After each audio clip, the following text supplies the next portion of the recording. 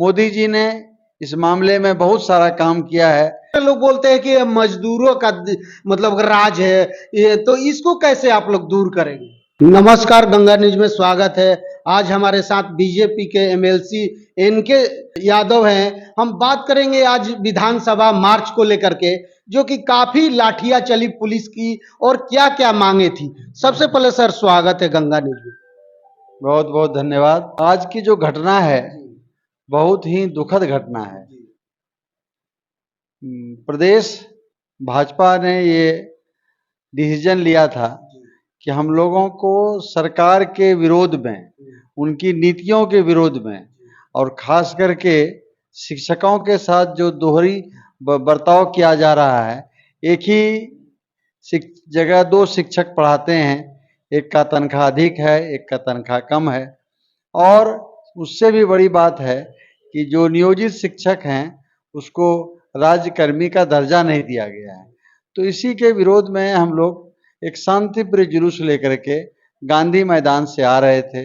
इस जुलूस में विधायक भी थे, पूर्व मंत्री भी थे, एमपी भी थे, एमएलसी भी थे, और पूरे बिहार के अध्यक्ष, महामंत्री, विभिन्न कार्यकर्ता सब थे।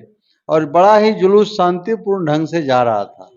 लेकिन एकाएक पुलिस उग्र हो गई और बिना कोई उस्कावा का, बिना कोई विरोध का उन लोगों ने लाठियां चलानी शुरू कर दी।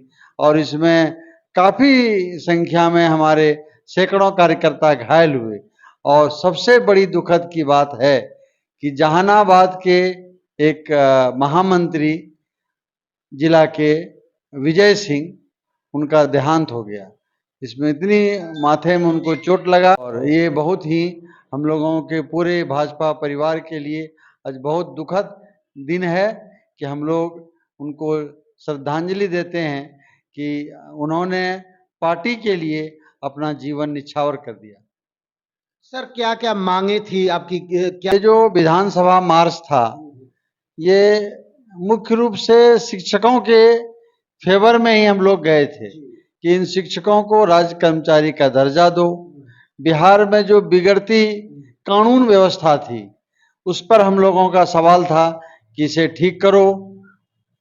और तीसरी जो बात थी कि जो भ्रष्टाचार था, आप किसी भी ऑफिस में चले जाइए, चाहे वो ब्लॉक हो या जिला कार्यालय हो, सब जगह कोई छोटा से छोटा काम, बड़ा से बड़ा काम, कितना भी जस्टिफाइड हो, कितने भी बड़े पद पर रहें आप, बिना पैसा लिए कोई काम नहीं होता था। लेकिन नीतीश जी सर कहते हैं कि सुशासन बाबू का ये सरकार है, सब चीज अच्छा चल रहा है सर। बिहार में शराबबंदी भी है, महिलाएं भी काफी लोग खुश है कि नहीं चलिए बिहार में बंद है तो घर परिवार अच्छा है। शराबबंदी की बात, शराबबंदी अच्छी चीज है, ये बात यहाँ की सारे प्रबुद्ध लोग कहते हैं। यहाँ तक कि शराबबंदी सिर्फ नीतीश जी ने ही नहीं किया, भाजपा और पूरे विधानमंडल के सदस्यों ने इसका स्वागत किया। लेकिन शराबबंदी कितनी हद तक है, ये वास्तविक रूप से आप मीडिया वाले अधिक जानते हैं। आप जानते ही होंगे कि शराब आज आप चाहें तो यहाँ भी मिल सकता है। अभी सर नीतीश जी के गांव का ये घटना है, शराब व्यापारी ने एक दिया है किसी ग्रामीण को, सर क्या कहेंगे? देखिए, शराब का जो अवैध कारोबार चल रहा है और बालू का जो कारोबार है, इसी तरह का है कि दबंगता है। कहीं जो दबंग लोगों को ये व्यापार चलाते हैं, उनके व्यापार में जो रुकावट आता है तो वो गरीब लोग इसके शिकार होते हैं। सबसे बड़ी बात तो उनके गांव के है, और पूरे बिहार का तो क्या हाल है शराब को लेकर के, ये किसी जनता से छुपी नहीं। लास्ट में सवाल यही रहेगा सर कि आपकी अगर सरकार आती है, भाजपा के सरकार आती है, तो बिहार में तो काफी मजदूर बना दिए हैं लोग। बाहर के लोग हमेशा बोलते हैं कि बिहार जो है मजदूरों का देश है, तो इसको कैसे आप लोग दूर करेंगे सर? चुनाव पहले सामने एमपी का है, फिर 25 में विधायक का चुनाव होगा। जनता भाजपा की तरफ मुखातिब हो रही है, और इस जो घटना आज हुई इस घटना से पूरे बिहार के जनता में एक संदेश गया कि ये सरकार जो है लाठी गोली की सरकार है। ये अपनी बात को मनवाने के लिए इनका कोई विरोध नहीं करे, अगर कोई विरोध करे तो इस तरह का बुरा बर्ताव करते हैं।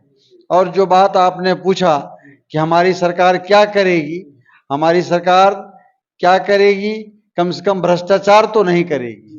क्या करेगी ये कहना तो मुश्किल है, लेकिन हमारी सरकार इस तरह का डंडा तो नहीं चलाएगी। बहुत सारे लोग बोलते हैं कि ये मजदूरों का मतलब राज है, ये तो इसको कैसे आप लोग दूर करेंगे? बिहार गरीबों का स्टेट है, यहाँ रोजी रोजगार की बहुत बड़ी समस्या है। यहाँ के लोग दिल्ली, बम्बई, पंजाब जाते हैं अपनी रोजी रोजगार के लिए। तो जब तक शिक्षा का सुधार नहीं होगा, जब तक नए नए रोजगार नहीं लगेंगे, तब तक इसकी समस्या दूर नहीं होगी। मोदी जी ने इस मामले में बहुत सारा काम किया है, कनेक्टिविटी देश का बढ़ाया है ताकि लोग विदेश से भी आ सकें, अपने देश में भी एक जगह से दूसरी जगह आ सकें। यहाँ तक कि युवाओं के लिए लोन की व्यवस्था है। इसी तरह से बहुत सारे आयामों पर काम करना होगा और खास करके निवेश लाना होगा। जब तक निवेश नहीं आएगा, सरकारी नौकरी से काम नहीं चलेगा। जो जब तक निवेश को बढ़ावा देने के लिए बिहार सरकार को उसी तर्ज पर काम करना होगा जिस तरह से मोदी जी देश के अंदर काम कर रहे हैं। बिहार में अगर भाजपा आती है तो क्या फैक्ट्रियां लगेगी क्या सर? यही बात तो मैं कह रहा हूँ। आज यूपी को देखिए, जहाँ डबल इंजन की सरकार है, जो दोनों केंद्र की सरकार और राज्य की सरकार दोनों तालमेल से काम कर रही है। वहाँ कितना बहुत अधिक निवेश हुआ, बेरोजगारी बहुत हद तक धीमी हुई है, कमी हुआ आई है। तो उसी तरह का विचार यहाँ भी होगा।